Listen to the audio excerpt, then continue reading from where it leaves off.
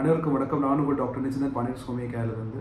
நாம் இப்போ பார்க்க போகிற தொந்தரவு சமீபத்தில் நிறையா செய்திகளில் பேசப்பட்ட ஒரு விஷயம் தான்.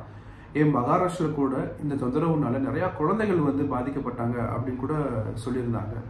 குயன் பேர் சிண்ட்ரோம், GBS, அதாவது நம்மளுடைய நரம்புகள், முக்கியமாக கை விரல்களாக இருக்கட்டும் இல்லை கால் விரல்களாக இருக்கட்டும், திடீர்னு ஏதாவது மதமதப்பு தொந்தரவு இல்லை ஊசியை வச்சு குத்துறமை தொந்தரவுகள், நம்மளோட தசைகள் ரொம்ப வலுவிழந்து இருக்கிறது, இதெல்லாம் இந்த GBS சிண்ட்ரோம்ல ஒரு அறிகுறிகளை பார்க்கலாம்.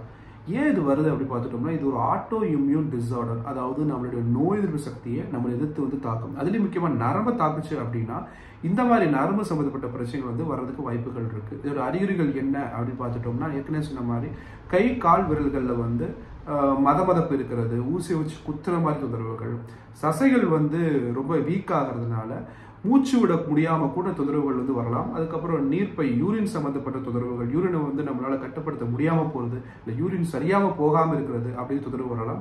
தசைகள் வலுவிழுந்து இருக்கிறதுனால இது நடக்க முடியாம இருக்கிற பிரச்சனைகள், முக்கியமா படிக்கட்டு ஏறுறதுக்கு படிக்கட்டு இறங்குறதுக்கு ரொம்ப சிரமப்படுவாங்க. இதான் இதோட அறிகுறிகளை பார்க்கலாம்.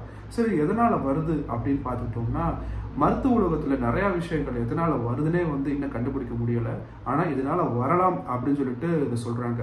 கேம்ஃபைலோபாக்டர் ஜெஜனை அப்படிங்கிற பாக்டீரியா ஒரு முக்கிய காரணமா இது இருக்கு. அதுக்கப்புறம் வைரஸ் தொந்தரவுனால கூட அது வரலாம், இல்லை ஏதாவது அறுவை சிகிச்சை மூலியமா கூட இந்த நோய் தொற்று அவங்களுக்கு பரவலாம். சரி, இது வராமல் இருக்கிறதுக்கு என்ன பண்ணலாம் அப்படின்னா, நான் நிறைய வீடியோ பதிவில் சொன்ன ஒரு விஷயம் தான், உணவு பழக்கம் தான் நம்ம உடலை ரொம்ப சீராகவும் ரொம்ப நேர்த்தியாகவும் திடமாகவும் வச்சுக்கும். ஸோ நல்ல உணவுகள், நல்ல பச்சை காய்கறிகள் தொடர்ந்து உணவோடு சேர்த்து எடுத்துக்கிட்டே வாங்க. அதோட சேர்த்து ஹோமியோபதி மருந்துகளும் எடுத்தீங்க அப்படின்னா நீண்ட நாட்கள் எந்தவித தொந்தரவுமே இல்லாமல் நீங்கள் நிம்மதியாக வாழலாம். இதுக்கு தற்காலிகமாக ஏதாவது மருந்து எடுத்துக்கலாம் அப்படின்னா, காஸ்டிகம் 30 3 வெளியும் 4 நாள் உருண்டைகள் சாப்பிட்றதுக்கு முன்னாடி மருத்துவரின் பரிந்துரைக்கு ஏற்ற மாதிரி எடுங்க. தேவைப்படுறவங்க குறிப்பு நீங்கள் பகிருங்க. நெக்ஸ்ட் ஒரு குரூப்பில் வேறு ஏதாவது தொந்தரவை பற்றி நம்ம தொடர்ந்து பார்ப்போம். நன்றி.